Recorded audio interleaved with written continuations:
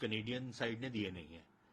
आप जिस शब्दावली का इस्तेमाल किया गया है वो ये है कि हमारे पास क्रेडिबल एलिगेशन, मतलब कि एक आरोप लगा है उसको हम क्रेडिबल मानते हैं, ठीक है, एक आरोप है ना, आप उसके बेसिस के ऊपर आप ये कहते हैं कि कुछ लिंक्स हो सकते हैं भारतीय अधिकारियों के साथ, उसके ऊपर आप ये इतना बड़ा आप बयान दे देते हैं, दाग देते हैं।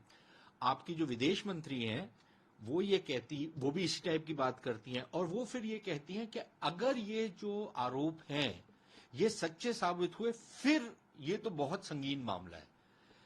आपने भारतीय अधिकारी को अपने देश से देश निकाला दिया एक केवल आरोप के ऊपर जिसका आपके पास कोई प्रमाण नहीं है।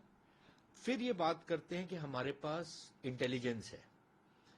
इंटेलिजेंस आपके पास इसकी तो है, और वो जो तमाम जो दहशतगर्द या माफिया के लोग या जो हथियारों की तस्करी करते हैं, जो कनाडा में बैठ के भारत में कत्लेआम करवाते हैं और ओपनली क्लेम करते हैं अपने फेसबुक और ट्विटर के अकाउंट पे कि हमने ये काम करवाया है, और छाती ठोक करके बोलते हैं कि हमने ये काम करा है या हमारे कारिंदों ने ये काम करा है, या जो स्मगलिंग कर रहे हैं ड्रग्स की पाकिस्तानियों के साथ मिलकर के, उसमें आपकी जो इंटेलिजेंस है वो क्या घास चरने चली जाती है? उस समय आपकी इंटेलिजेंस काम नहीं करती। आपको भारत सरकार ने कई बारी अवगत करवाया है कि ये कार्रवाइयां हो रही हैं, उस पर आपके मुंह में दही जमा रहता है, आपकी इंटेलिजेंस होने गई होती है।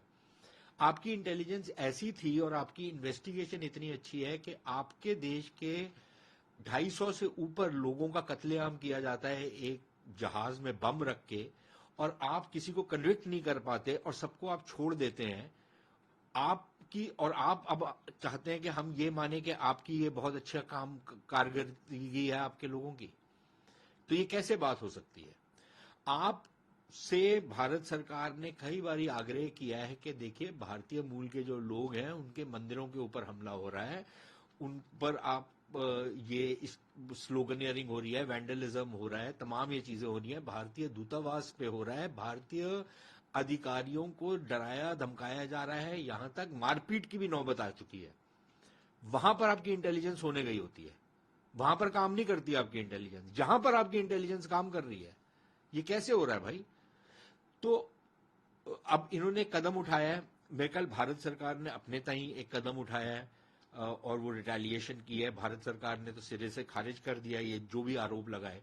अब ये कोई ट्रूडो से पूछे या जो इनकी विदेश मंत्री हैं या जो बाकी सारे वो खालिस्तानी है वहां पर, आपस में गुरुद्वारों के ऊपर तो ये लड़ाई करते हैं, कत्लेआम भी करते हैं, गोलीबारी करते हैं एक दूसरे के ऊपर, मारपीट करते हैं। वो भी क्या भारतीय एजेंट करवा रहे हैं क्या? वो किस खाते में आता है? जो इनके यहां पर जितने जितने क्रिमिनल गैंग्स पकड़े गए हैं सबके सब ये खालिस्तानी होते हैं।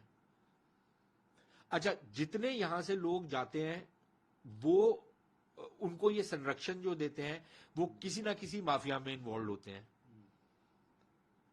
ठीक है। उनको कानून व्यवस्था की जो प्रणाली है वो उससे भाग के यहां से गए हुए हैं, वहां पर उनको आप संरक्षण देते हैं, वो ये हरकतें करते हैं। वहां पर आपकी इंटेलिजेंस काम नहीं करती, यहां पर आपकी इंटेलिजेंस काम कर रही है। तो फिर भारत सरकार ने भी कदम उठाए हैं। जब अगर आप भारतीय अधिकारी को बाहर निकालेंगे तो भारतीय सरकार भी करेगी।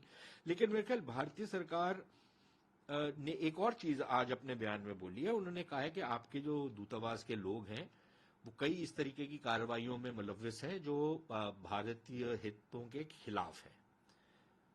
तो मेरा सवाल फिर भारतीय सरकार से ये होता है कि फिर क्या केवल एक अधिकारी को क्यों आपने बाहर निकाला? देश निकाला फिर बाकियों को भी दीजिए। जो लोग भारतीय हितों के खिलाफ भारत के अंदर बैठ करके काम कर रहे हैं उनके खिलाफ आप और कदम क्यों नहीं उठा रहे? इनका जो एक दूतावास है या जो कॉन्सुलेट है इनका चंडीगढ़ में, वो क्या काम कर रहा है वहां पर? तो ये तो सवाल फिर उठेंगे ना, फिर ये सवाल उठने भी चाहिए। फिर इनसे सवाल जब अगर इस उस पे आ गए हैं कि आप पब्लिकली एक निराधार चीज के ऊपर आप इतना बड़ा भारत सरकार का भी तो ये अधिकार बनता है कि आपके ऊपर फिर आपको आपकी जो कच्चा चिट्ठा है वो सबके सामने लेकर के आए, और शायद उस लिहाज से किया नहीं है जिस लिहाज से करना चाहिए था। सर, जिस तरीके से रिलेशन आप कैसे आगे देखते हैं, क्योंकि ये बहुत स्ट्रेंड हो चुके हैं टाइज भारत और कनाडा के बीच में, क्या हो सकता है आपके हिसाब से अब आगे क्या?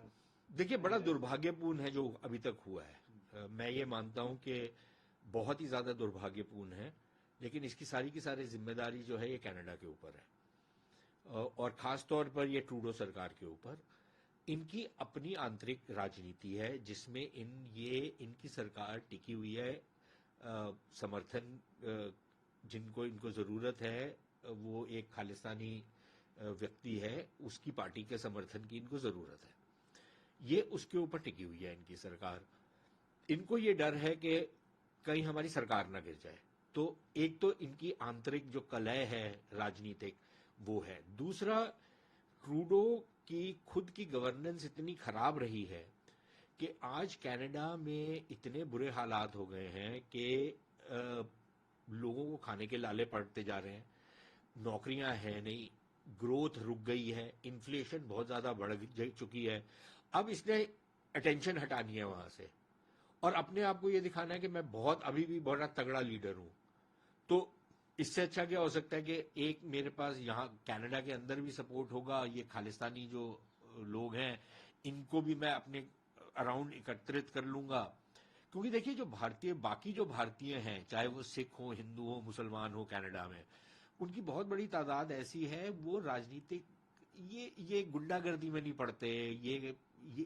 जिस तरीके की कार्रवाइयां, ये माफिया टाइप की कार्रवाइयां है ना इनकी, ये तो माफिया की तरह ऑपरेट करते हैं ये खालिस्तानी। तो बाकी जो नॉर्मल आदमी है वो तो माफिया नहीं है, वो उनको डराते हैं, धमकाते हैं, ये सब कुछ करते हैं। वो फिर उस तरीके से एकत्रित नहीं होते। भाई, जो माफिया का बंदा होता है वो तो बहुत अच्छी तरह एकत्रित होकर बड़ा ऑर्गेनाइज तरीके से काम करता है। ये लोग वैसे करते नहीं है। जो नॉर्मल लोग हैं वो आम अपनी जिंदगी काटते हैं, लॉ एंड ऑर्डर को ऑब्जर्व करते हैं, कानून व्यवस्था को ताक पे नहीं रखते, अपना काम करते हैं, अपना कमाते हैं, खाते हैं, वो सब करते हैं। क्योंकि वो शोर नहीं मचाते, क्योंकि वो दहशतगर्दी नहीं करते, क्योंकि वो मारपीट नहीं करते, इसलिए आप उनको संजीदगी से नहीं लेते। लेकिन इनको आप लेते हैं और इनको आप यूज करते हैं अपनी राजनीति के लिए। तो एक वो बहुत बड़ा पहलू है जिसके करके अब रिश्ते बहुत हद तक खराब हो गए हैं। देखिए, अगर ये सिर्फ कनाडा के अंदर रह करके कुछ बयानबाजी कर रहे होते, सब लोग इनको इग्नोर करते। प्रॉब्लम अब ये हो गई है कि इनकी तरफ से पैसा भी आ रहा है। इनके जो वहां पर लोग बैठे हुए हैं वो भारत में कुछ ऐसी पार्टीज हैं पंजाब में जिनको वो समर्थन भी करते हैं, पैसा भी भेजते हैं, उनका एजेंडा भी ये चलाते हैं। अब मैं पार्टीज का नाम नहीं लूंगा, लेकिन सब समझ सकते हैं कि किस किस पार्टीज के साथ इन्वॉल्वमेंट है। वो इंटरफेरेंस नहीं है, वो इंटरफेरेंस के जुमरे में नहीं आता क्या? ठीक है। अच्छा, फिर जो इनके वहां पर लोग बैठे हुए हैं, ये जो टेररिस्ट या ये जो क्रिमिनल गैंग्स बैठे हुए हैं, वो वहां पर बैठ के यहां पर जैसे पाकिस्तानी नहीं करते थे, या दाऊद इब्राहिम टाइप के लोग दुबई में बैठ करके मुंबई का माफिया चलाते थे, वही चीजें पंजाब में इन्होंने करनी शुरू कर दी हैं।